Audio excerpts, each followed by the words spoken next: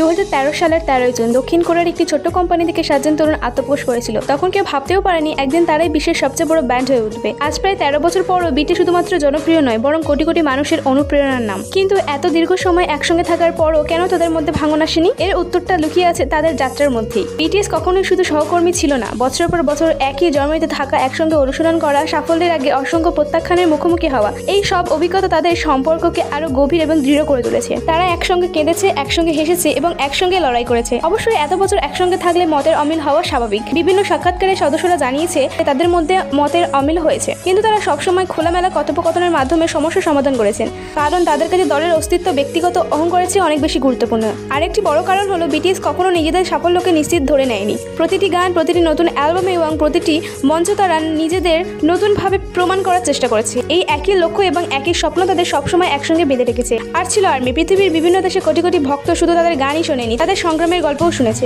BTS এবং আর্মিদের এর মধ্যে গড়ে ওঠা বিশ্বাসের সম্পর্ক তাদের আরো শক্তি দিয়েছে এবং সামনের দিকে এগিয়ে যাওয়ার অনুপ্রেরণাও দিয়েছে। হয়তো এই কারণে বিটিএস আজও আলাদা। তারা শুধু 7 জন শিল্পীর একটি দল নয়, তারা এমন 7 জন মানুষ যারা কঠিন সময়ে একে অপরের হাত ছাড়েনি। আর সেই ঐক্য, বিশ্বাস এবং বন্ধুত্বই বিটিএসকে 13 বছর পরও বিশ্বের সবচেয়ে বড় বয়ব্যান্ড হিসেবে ধরে রেখেছে। বিটিএস এর গল্প আমাদের শেখায় সত্যিকারের সাফল্য শুধু প্রতিভা দিয়ে নয়, একসঙ্গে পথ চলার শক্তি দিয়েও তৈরি হয়।